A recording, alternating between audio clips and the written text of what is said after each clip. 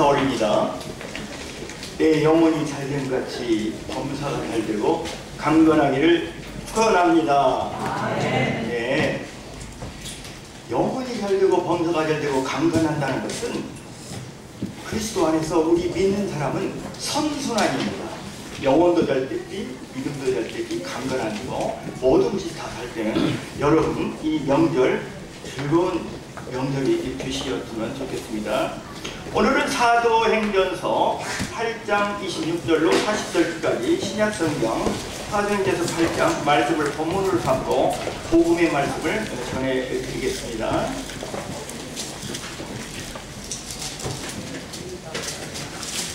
사도행전서 8장에서 26절에서부터 40절까지는 좀 길어서 그때그때 얘기를 하는데 대충 내용은 이렇습니다.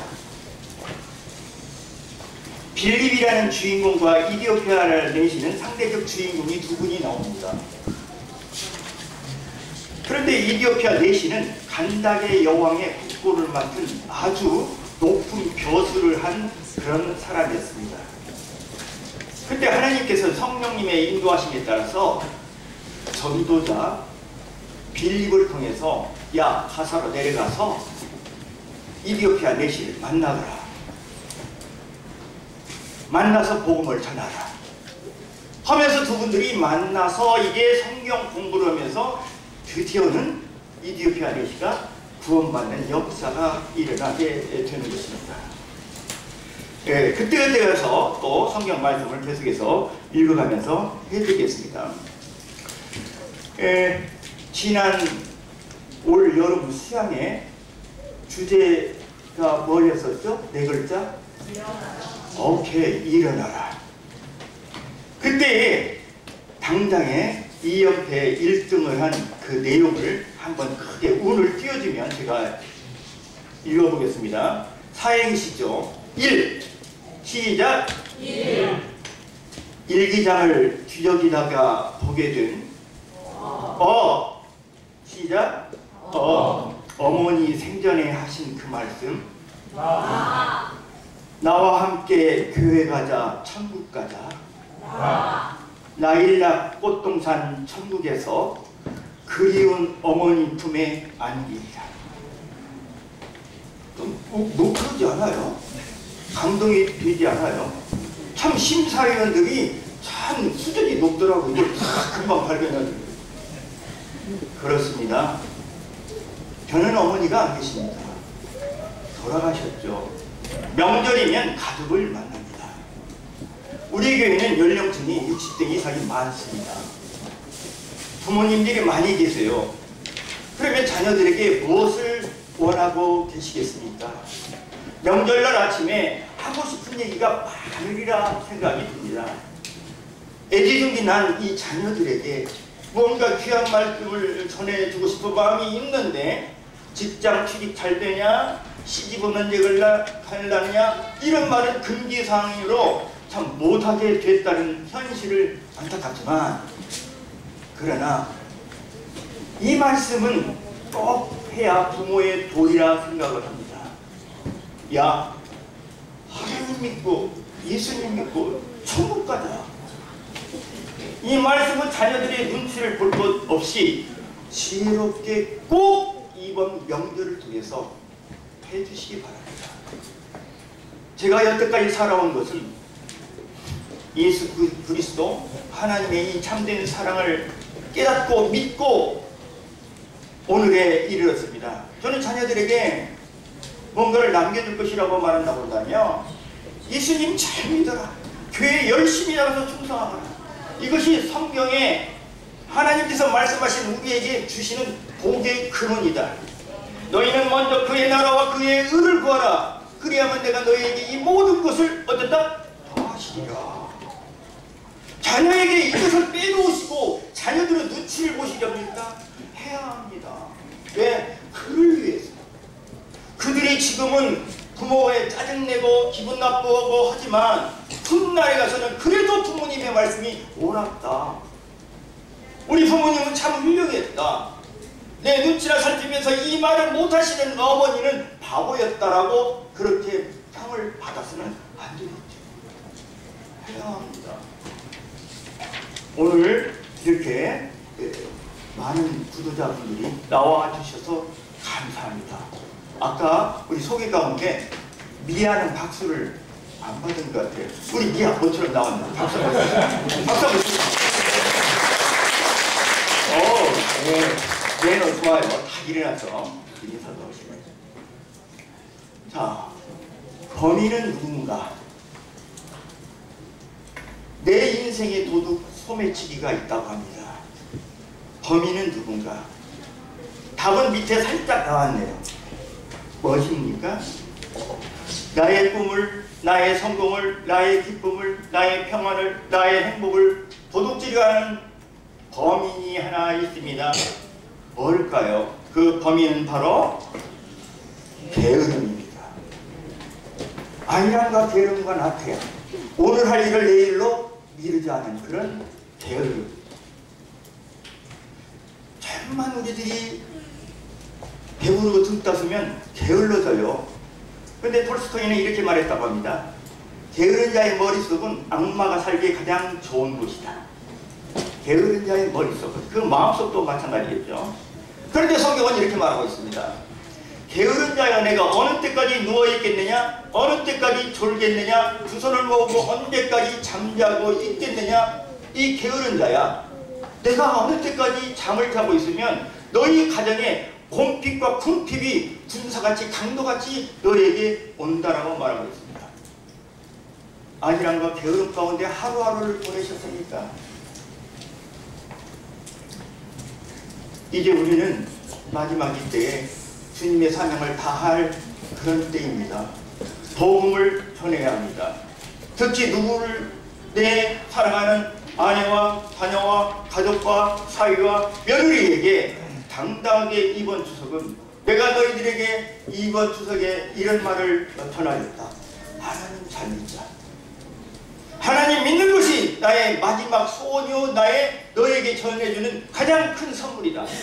이렇게 말씀을 꼭 해주시는 명절이 됐으면 좋겠습니다. 그런데 사람들은 이 큰 복을 등한히 여깁니다.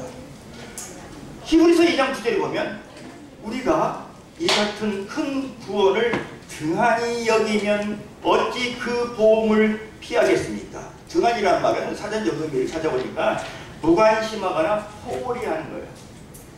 예수 그리스도의 십자가에 참된 사랑 구원의 메시지를 등한히 여기고 가벼이 여기고 내일 다음에 이놈은 언젠가는 돌아올 거야, 천만의 말씀. 사탄은 안 놓아줍니다.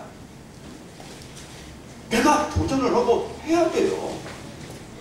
왜 등한히 여깁니까? 우리가 우리 가족의 일을 왜 등한히 여겨요? 내 사랑하는 아들과 딸과 며느리와 자녀 사이를 왜 등한히 여기냐? 등한히 여기면 그 보험을 내가 어떻게 피하겠느냐? 보험은 뭡니까? 등한히 여기는 그 보험은 하나님의 심판입니다. 지옥입니다. 진정 내가 부모로서 해야 할 일은 뭡니까? 은혜가 주어졌지만 싫다고 했고 구원이 너희 것이 될 수 있지만 그는 원치 않았고 영원한 생명이 내 앞에 있었지만 추워도 관심이 없는 자녀들, 큰 구원을 천국이요 복이요 영생이라고 한다면 등한히 여긴 그 보험은 지옥과 사망의 형벌로 그 가정에, 그 집에, 그 자신들에게, 자녀손에게 닥친다는 것 우리 알잖아요. 왜 등한히 여깁니까? 왜 게으름 피입니까? 해야 할 일을 해야 합니다. 그들이 받고 안 받고는 그들에게 달려 있습니다. 우리 안행교회가 노년들이 받고 젊은이들이 없다라고 하는데 제가 명단을 놓고 쭉 찾아봤어요. 왜 이분의 가정에는 이제 애들이 있는데 왜 안 나오지? 이분 가정에 있는데 왜 안 나오지? 찾아보니까 10명이 훌쩍 넘어요. 그 자녀들만 나온다고 한다면 안행교회 결코 나이 연령수 평균 연령이 뚝 떨어집니다. 꼭 이번 저기를 통해서 그런 말씀을 꼭 전해주셨으면 고맙겠습니다. 때가 되면 우리는 이 세상을 등지고 하나님의 심판대에 죽자마자 우리를 가게 됩니다. 심판대에 서요. 마지막으로 택한 결정을 통해서 하나님께서는 우리를 심판하십니다. 현재의 결심, 죽어가는 그 시점, 그 순간, 그때를 기준으로 해서 심판을 하십니다. 그러니까 죽기 전에 대학병원 영안실에서 죽어가는 응급실에서 죽어갈 때 그때 주님을 영접했으면 그때 그 기점으로 해서 그 순간을 통해서 그를 판단하시고 결정하십니다. 예수님 우편에 죽은 강도가 한 분이 구원받았습니다.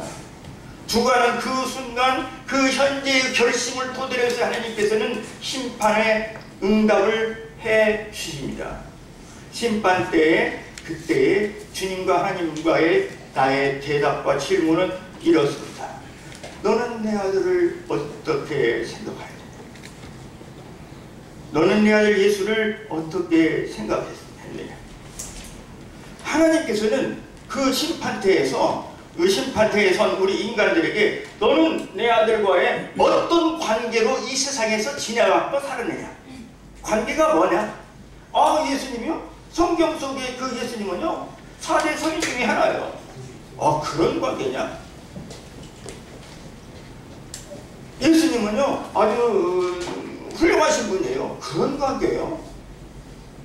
그리고 저는요 선과 악을 분별해서 착한 행실을 가지고 살아가려고 그럽니다. 그런 예수님은 그런 것을 보고 선악의 행위를 가지고 나를 심판하시는 분입니다. 이렇게 대답한다고 한다면 잘못된 대답입니다. 주님, 저는 종교적 삶을 열심히 살았습니다. 너는 나의 아들을 어떻게 생각하냐? 주님, 저는 선한 삶을 살기 위한 본이 드는 이런 삶을 살았습니다. 저는 예수님을 훌륭한 사람이라고 생각합니다. 그런데 이 대답은 전부 다 잘못된 것입니다. 오직 그를 예수님을 받아들였는지 거절하였는지 이것을 묻고 있습니다. 주는 그리스도시요 살아계신 아버지 하나님의 아들입니다. 그분은 곧 나의 주님이 되십니다. 이런 고백이 우리들의 입에서 나와야 하는 대답이 정말 참 진실한 대답이겠습니다. 어리석은 자는 그 마음에 이르기를 하나님이 없도다 하는도다. 제가 이 어리석은 자에 대해서는 심히 아주 누누이 앞전에 설교에 있어서 많은 말씀을 드렸습니다. 어리석은 자의 어원은 뭐라고 했죠? 어리석었다. 어리 멋있죠? 정신이 정신. 순수한 우리 한국말입니다. 어리석은 자는 이르기를 그 마음에 하나님이 없도다 하도다. 왜? 당연히 그러죠. 어리석었기 때문에. 그러나 여러분들은 어리석지 아니하고 하나님이 있다라는 것을 믿고 오늘 이 더운 날씨에 몸된 이 교회의 예배당에 여러분들이 발걸음을 옮기신 것은 주님께서 성령님께서 여러분의 마음을 여시고 오늘에 전해지는 이 복음 메시지가 다 여러분 것이 되시기를 바랍니다. 이제 본문 말씀을 들어가겠습니다. 제가 감기가 걸려서 아침에 약을 좀 세게 먹고 왔더니 입이 좀 다릅니다. 이디오피아 내시가 본문의 주인공으로 나와요. 세상에 수많은 사람이 삽니다. 그러나 하나님께서는 무소부재하신 분이시기 때문에 안 계시는 곳이 없어요. 그 하나님은 능력의 하나님이시고 사랑의 하나님이시고 공의의 하나님이시기 때문에 오늘도 각각의 여러분들의 마음속에 다 내주에 계십니다. 그런데 그들이 하나님을 간절히 찾느냐 안 찾느냐, 이때 하나님의 시선이 나에게 머무느냐 안 머무느냐가 달려 있습니다. 이디오피아 내시라고 하는 이 내시가 하나님의 시선이 머물렀던 곳입니다. 에티오피아에서 에티오피아에서 예루살렘까지는 약 4,000km 된다고 합니다. 왕복 8,000이죠. 그런데 국보의 일을 맡은 이 에티오피아 내시가 나라 살림을 잠시 멈추고 휴가를 내가지고 예루살렘으로 예배를 하러 갑니다. 성경의 그 인구는 가장 중요한 목적은 예배를 드리러 예루살렘에 갔다가 오는 길에 빌립을 만납니다. 야, 생각해 보세요. 이 장장 먼 이 거리를 예배를 드리러 비행기도 없고 승용차도 자가용도 없는 이 시절에 마차 타고 간다는 것은 아마 한 달이 걸렸나? 얼마가 걸렸는가를 몰라요. 이런 행동을 하기 위해서는 그 마음속에 부단한 권민과 생각과 아주 심오한 합리적인 결정을 내려서 그 믿음으로 그는 갔다라고 생각을 합니다. 그런데 안타까운 것은 본문 뒤에 보면은 아직 구원받지 못한 종교인이었습니다. 그게 열심은 있었으나 종교인이었습니다. 저는 장로교에서 20년 동안 정말로 열심히 했습니다. 24살에 총각 집사했습니다. 밥만 먹으면 교회에서 산다고 그러고 저희 작은 방에 사시는 분이 저 박 선생은 교회에 미쳤어 이런 소리까지 들었습니다. 근데 지금 생각하면 참 그게 훈장이요 아주 영광스러운 말이었었어요. 그러나 열심히 다녔으나 교회에 열심히 예배를 보러 간다고 그러죠. 예배를 드리려는 것이 아니라 예배를 보러 다녔습니다. 그러나 구원의 복음을 이제 와서 그때 와서 생각해 보니까 깨닫지 못했던 거예요. 이디오피아 내시가 마찬가지입니다. 내시는 예루살렘으로 예배를 드리러 가면은요, 이스라엘에서는 이방인에 뛰어다가 내시는 다른 나라에서 왔기 때문에 들어가도 못해요. 그리고 또 내시는 거세자이기 때문에 좋은 대접과 환영을 받지 못하는 그런 자였습니다. 신분이 드러납니다. 그런데도 그는 마차 위에서 성경책을 읽으면서 이 예루살렘까지 갔다는 것은 참 대단한 열정과 믿음은 있는 것 같으나 아직도 주님을 진정 거듭나지 못한 그런 사람이었습니다. 예배에 어울리는 구원받은 자의 도리는 하나님 앞에 예배 드리는 것입니다. 성경에 수많은 인물들이 쭉 나오는데 그 많은 인물들이 성공의 사례의 그 가장 큰 비결은 예배를 정말로 잘 드리는 사람들은 다 성공했어요.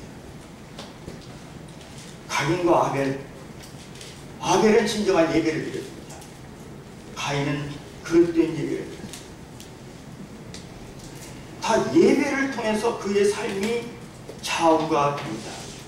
예배라고 하는 것은 구원받은 자의 도리입니다. 도리라고 하는 것은 마땅히 빚진 자가 해야 할 의무와 책임인 것입니다.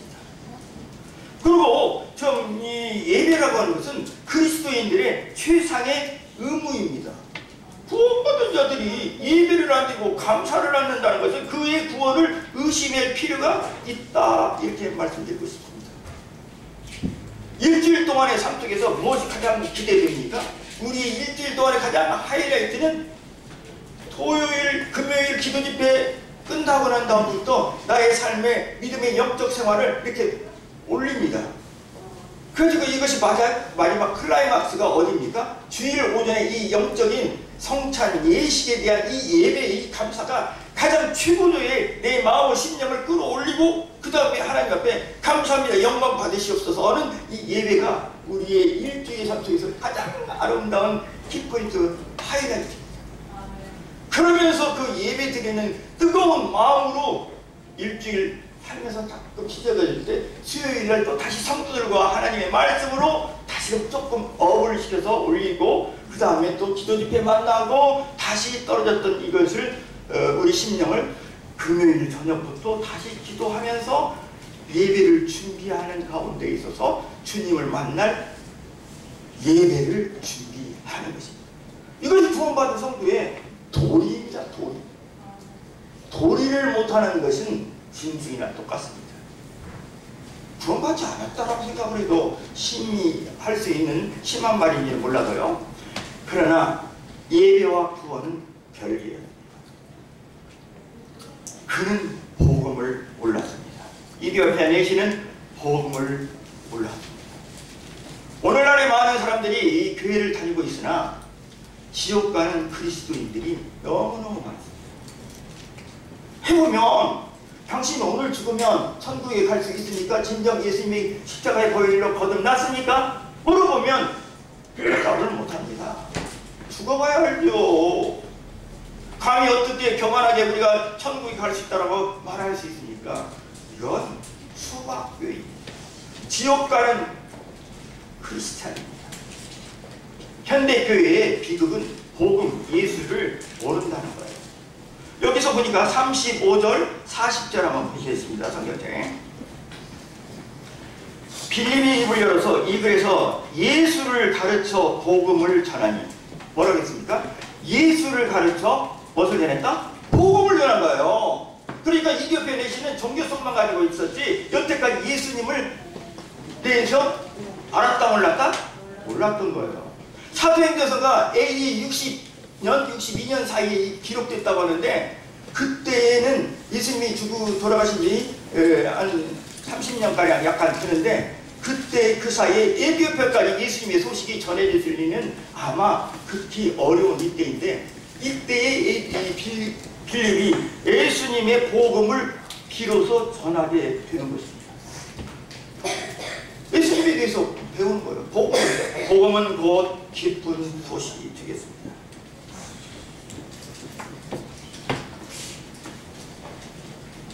이디오피아 내시는 그때 처음으로 종교성을 가지고 열심은 있었으나 구원받지 못한 안타까운 지옥 가는 그리스도인이었습니다. 오늘 현실적으로 나는 정말로 천국 가는 그리스도인인가? 나는 무늬만 색깔만 그럴듯한 그리스도인인가? 지옥 가는 그리스도인인가? 확실하게 완전히 로마서 13장이죠. 내가 믿음을 확정하고 체크 한번 해보시라. 이런 말씀이 있는 것입니다. 그렇습니다. 이디오피아 레시는 예배를 드리러 왔다가 예배를 드리고 돌아가는 길입니다. 어찌됐든 그의 열정과 믿음에 하나님의 시선이 이 이디오피아 레시에게 꽂혔던 것입니다. 예배는 하나님과의 관계 속에서 사랑을 고백하는 것입니다.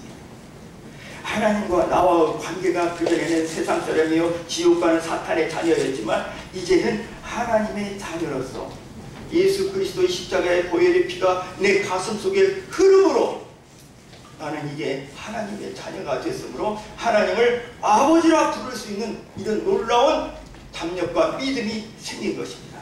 그래서 그리스도인의 최상의 의무는 하나님을 높여드리고 하나님의 어떠하심을 경배하는 것이 우리들의 진정한 예배인 것입니다. 우리 삶 속에서 예배가 없다고 한다면 우리는 다시 한번 나의 믿음을 검증을 해봐야 되리라 생각합니다. 두 번째, 내시는요 말씀을 사모하는 자였어요. 피부리가 마차에서 졸기도 하고 뭐 여러 가지 딴 것도 하고 음악도 듣고 막 여기서 내시는 권세가 있기 때문에 부자였기 때문에 이렇게 하고 다녀도 되는데 내시는 계속해서 뭐 들어오고 간다?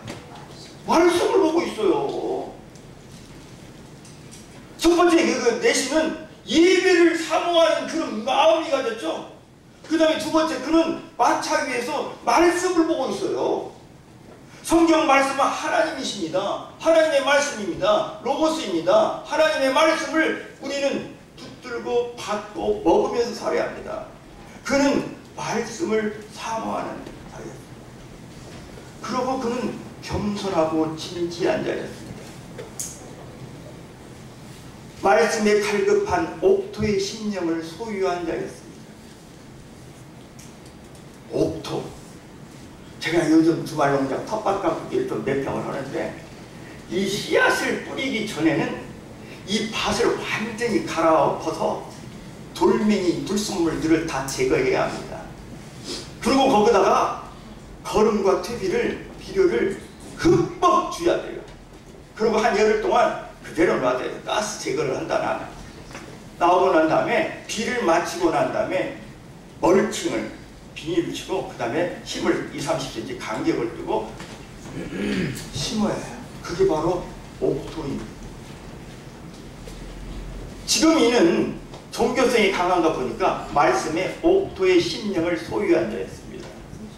그리고 의에 줄이고 목말라 있습니다. 의에 줄이고 목마른 자는 저희가 배부를 것이고 심령이 가난한 자는 복이 있나니 천국이 그의 것이야. 애통하는 자는 복이 있나니 저희가 위로를 받을 것이야. 심령 상태가 아주 목말라 있어요.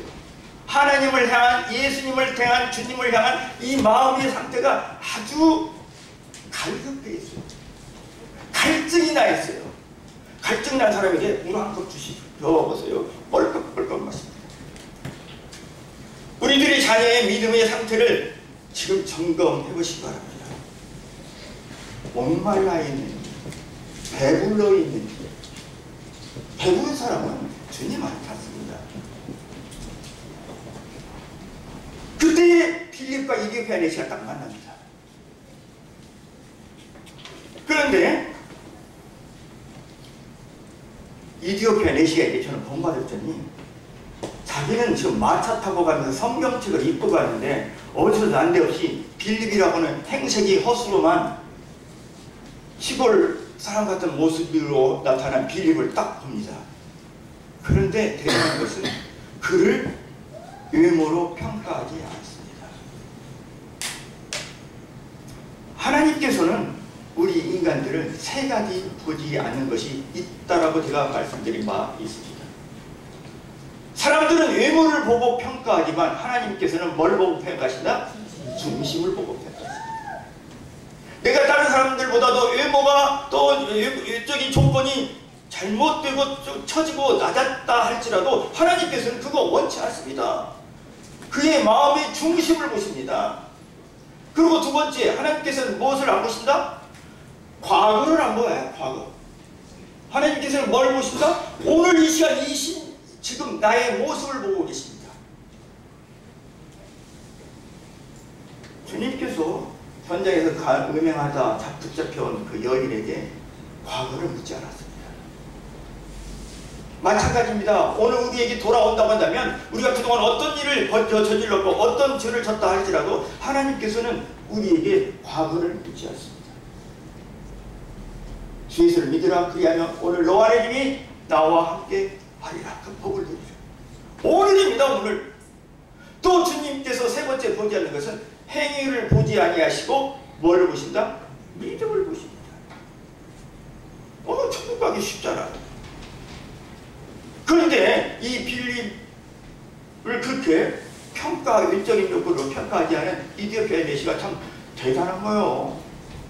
겸손하고 진지한 자다. 사람들은 저마다 두 마리의 개를 키운다고 합니다. 두 마리의 개. 마음속보다 키운대요. 한 마리는 편견. 사람을 딱 만나면 편견이 있어가지고 그 사람을 평가절하합니다.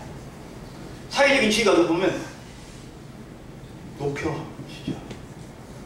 편견이 있어요. 이 편견은 교만이라고 하는 이름의 새로운 이름으로 등장하는 것입니다.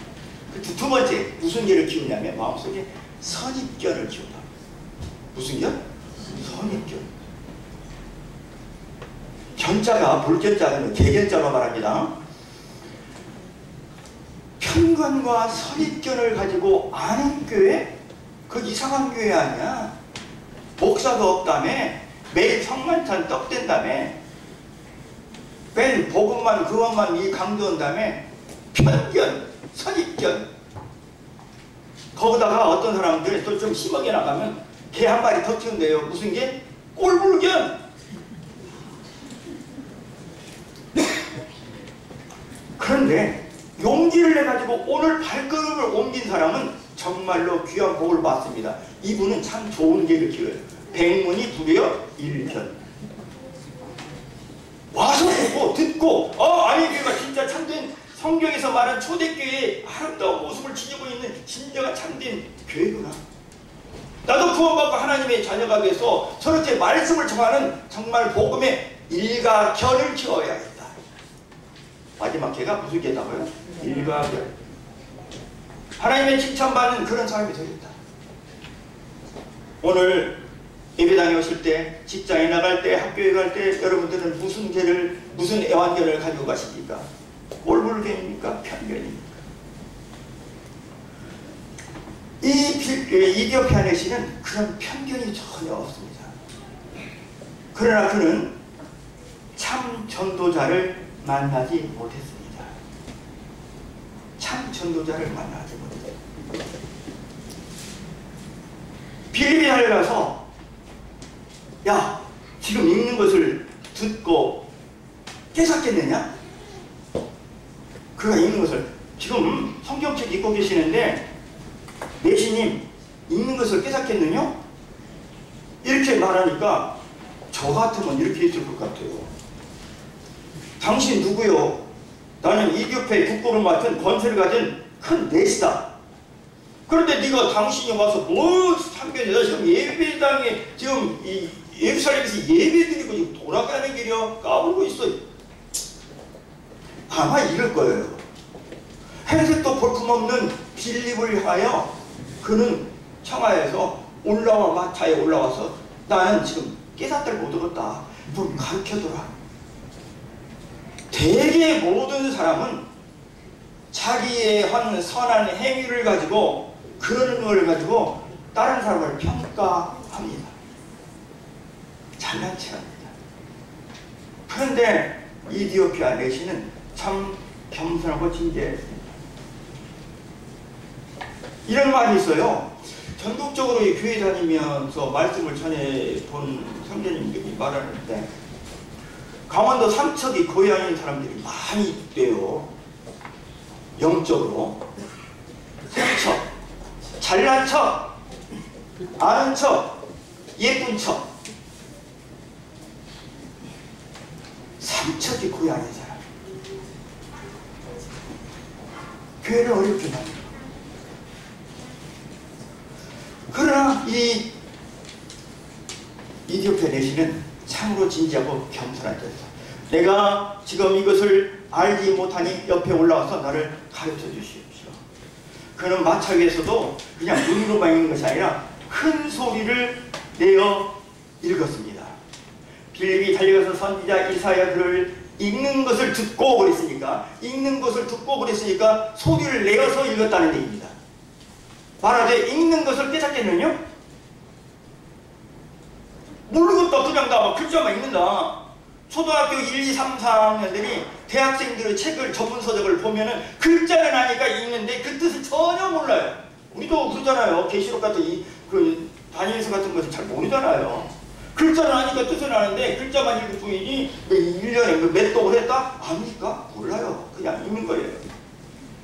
근데 성경은 이 소리 내어서 읽는 것이 아주 중요하다고 좋다고 합니다. 큰 소리 내서 헬레아로 아나기노코스라고 이렇게 말하는데 그래서 여기서 둘이 이제 성경 공부를 합니다. 성경 공부는 일생일대에 이 두 분의 성경 공부는 극적인 삶의 러닝 포인트가 되는 거예요. 하나님에 대해서 더 알기 위해서 이제 그들은 성경 공부를 시작을 한 것입니다. 어디를 성경 공부를 했냐면 이사야서 53장 여기 말씀을 성경 공부를 했습니다. BC 740년에서 680년까지의 이 기록된 이 이사야서 말씀인데 여기에 지금 내용 이 말씀이 뭐냐면은 예수님에 대해서 말하고 있습니다.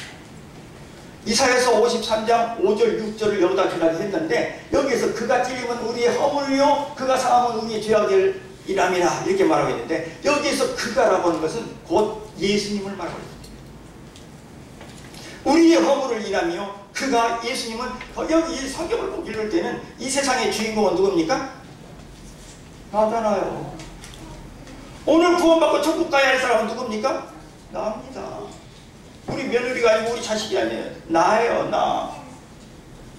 모든 것이 나 중심으로 아내가 있고 자식이 있는 것입니다. 내가 지옥 가고 다른 사람들이 다 천국 간다면 그는 인생을 잘못 사는 거예요. 내가 일단 천국 가야 돼요. 그가 찔림은 나의 허물을 인하며 거기다가 내 이름을 넣어놓습니다. 그가라는 것에는 예수, 그 다음에 우리라고 소개해서는 박왕규, 여러분들이 각자 이름을 넣고 한번 5절 한번 읽어볼까요? 시작! 예수님이 찔림은 박왕규의 허물 때문이요 예수님의 상함은 박왕규의 죄악 때문이라 예수님의 징계를 받음으로 박왕규는 평화를 누리고 예수님의 채찍에 맞음으로 박왕규는 나음을 받았다. 이 성경 공부를 지금 둘이 하고 있는 거예요. 필립과 이디오피아 대시가. 이디오피아 대시는 예수님에 대해서 듣도 보도 못했어요. 이디오피아에 있었기 때문에. 그러니까 이것을 몰라요, 이 뜻을. 여호와께서는 박왕교회 모두의 죄악을 예수님께 담당시켰도다. 예수님께 담당시켰도다. 한 사람의 순종하지 아니함으로 많은 사람이 죄 있는 것 같이 한 사람이 순종함으로 많은 사람이 의인 되었다. 가인과 예수님에 대해서 말씀하는 거예요. 메시와 필립이 바로 즉시 성경 공부를 시작했습니다. 오늘 이 시간 하나님의 말씀을 듣는 시간입니다. 오늘 이 시간 구원받기 딱 좋은 시간입니다. 보라 지금은 은혜 받을 만한 때요, 보라 지금은 구원의 날이라고 성경은 말하고 있습니다.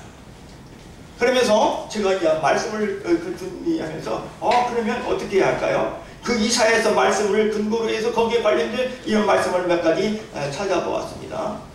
빌라도가 이르되 그러면 그리스도 하는 예수를 내가 어떻게 하냐. 그들이 이르되 십자가에 못 박혀야 하겠나이다. 빌라도가 아무 성과도 없이 도리어 밀란이 나는 것을 보고 이 사람의 피에 대하여 나는 무죄하니 너희가 당하라.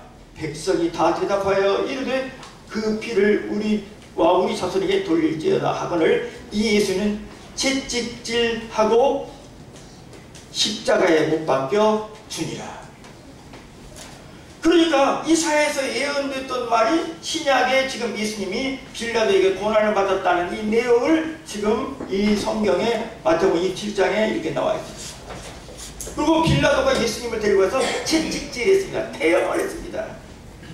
이사야서 54장 그 말씀 곧 이 말씀이 이루어진 것입니다. 그가 채찍에 맞음으로 우리가 나음을 얻었다. 그가 채찍에 맞음으로 박왕규가 나음을 얻었다. 그냥 믿어주세요. 믿어버려요. 받아들여요. 아멘으로. 친히 나무에 달려 그의 몸으로 우리 죄를 담당하였으니 여기에서 우리 죄가 아니라 내 죄를 담당하셨으니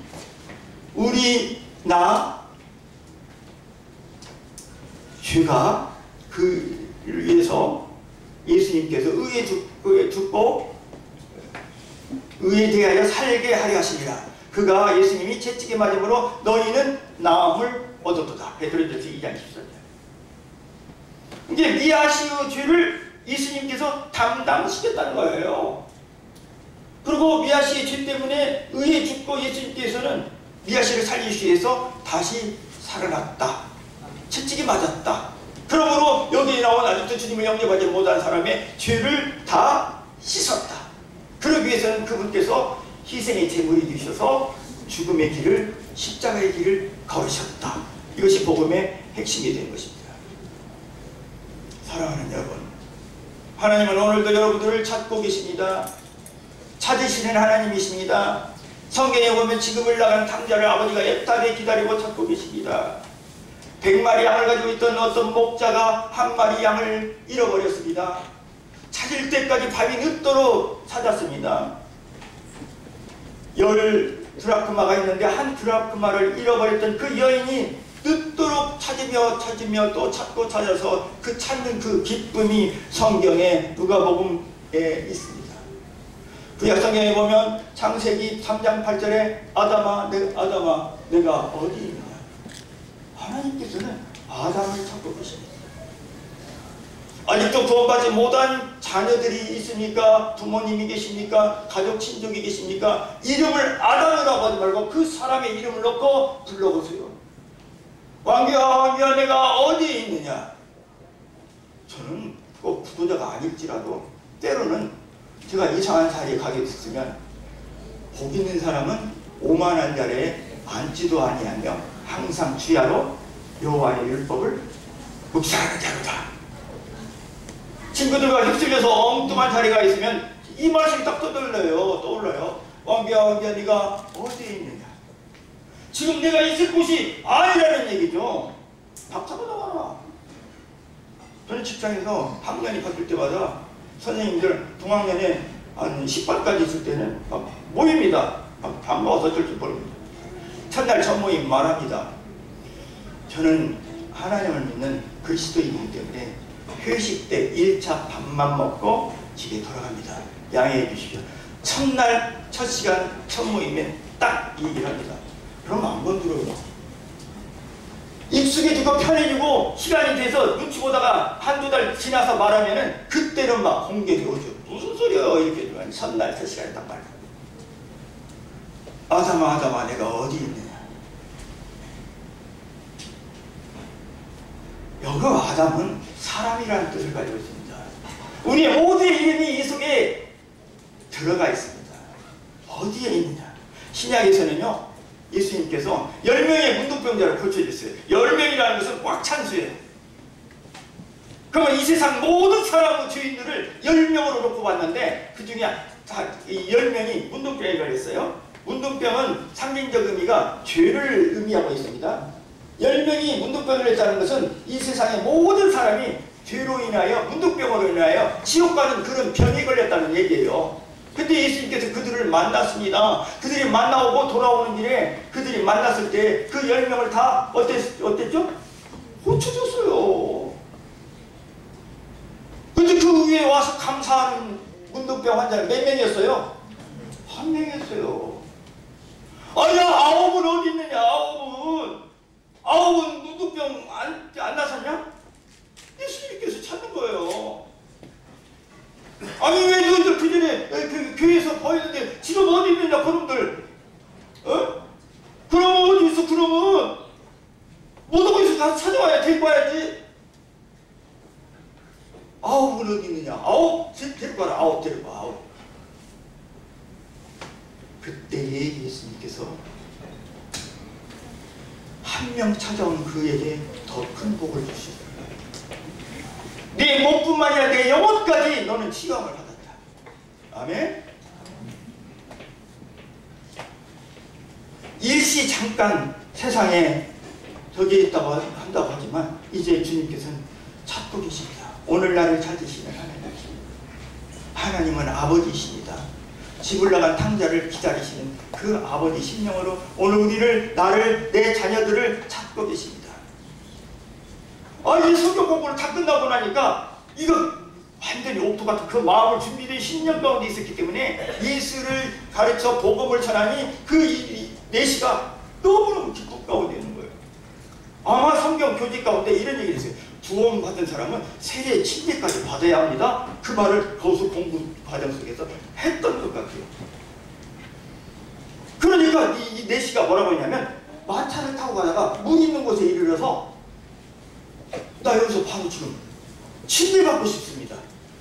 성경 공부 끝나고 주님 영접하고 바로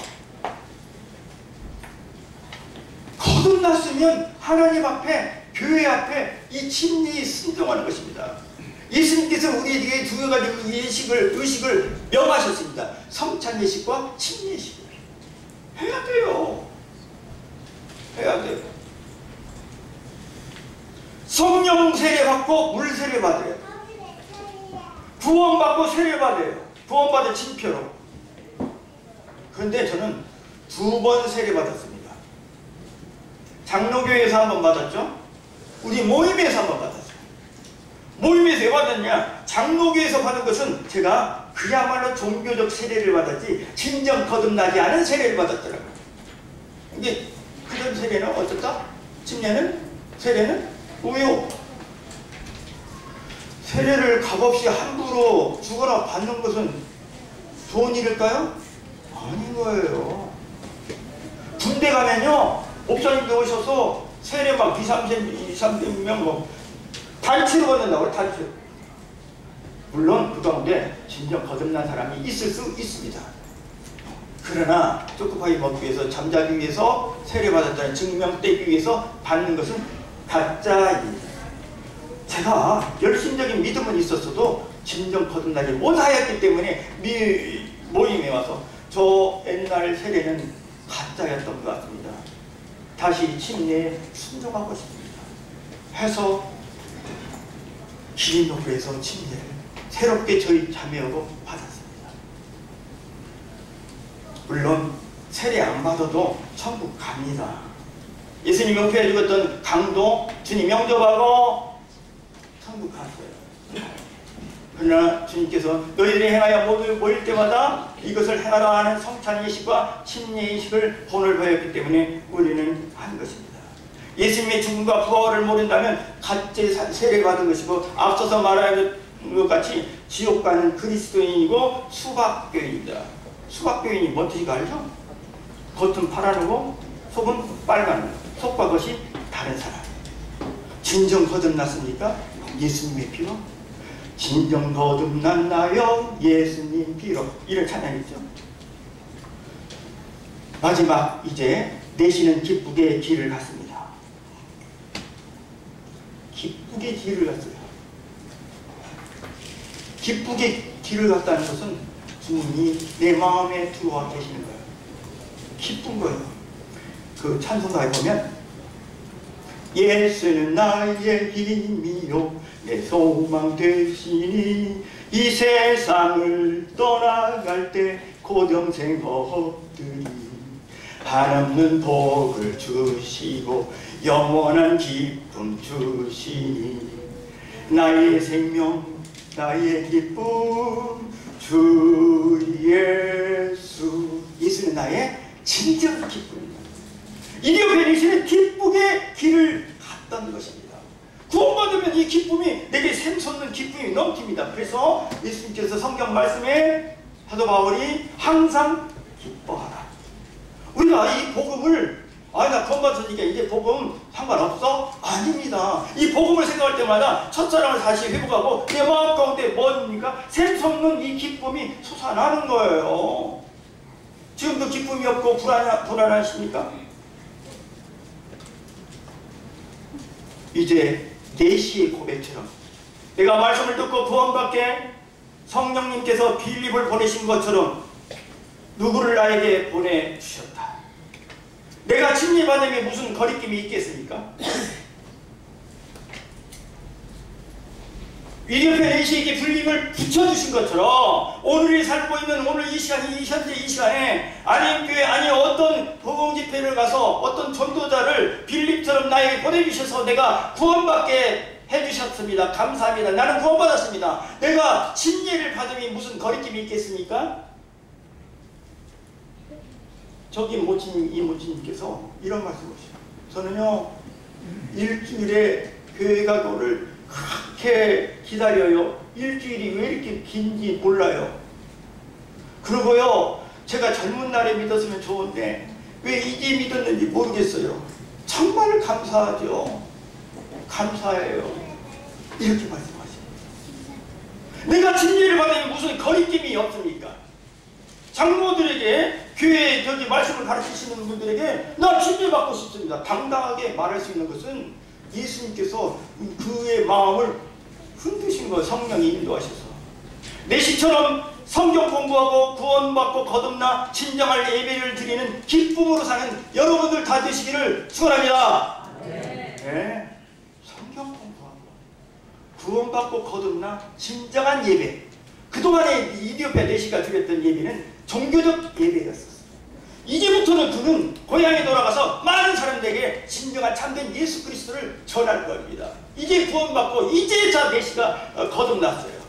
하나님이여 사슴이 시냇물을 향하여 찾기에 갈급함같이 내 영혼 주를 찾기에 갈급하나이다. 내 마음의 밭이 갈급한 심령으로 돼 있는지를 보세요. 내 마음의 가장 큰 도둑은 안일함과 게으름과 나태함. 이것을 쫓아내고 구원받고 우리 가정에 진정한 하나님의 참 복이 있기를 소원합니다. 여호와 하나님께서 만날 만할 때 나를 찾으라. 가까이 계실 때 그를 부르짖으라. 악인은 그 길을 불의한 자는 그 생각을 버리고 여호와께 돌아오라. 하나님과 면담하면서 그 면담의 요소가 있습니다. 언제냐고요? 첫 번째 적당한 시간. 만날 만할 때 하나님께 면담을 통하십시오. 안양교회에 나오시면 많은 면담 상담자가 있습니다. 하나님이 계십니다. 언제? 가까이 계실 때 은밀한 장소 가까이 계실 때 면담을 하십시오.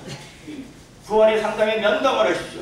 그리고 어떻게 나온다? 생각을 버리고 불의한 자는 그 생각을 버리고 여호와께 돌아오라. 단정한 모습, 악한 길과 불의한 생각을 접어놓고 상담, 면담을 신청하십시오. 그러면 여러분들의 영혼의 주님의 큰 복의 사랑이 평생 임하리라 생각이 되고요. 우리가 죽으면 이제 장차 주님의 나라가에서 빌립과 이디오피아 내시를 만나볼 수도 있을 것입니다. 사랑하는 여러분, 감사합니다. 이상으로 말씀 드리겠습니다. 감사합니다.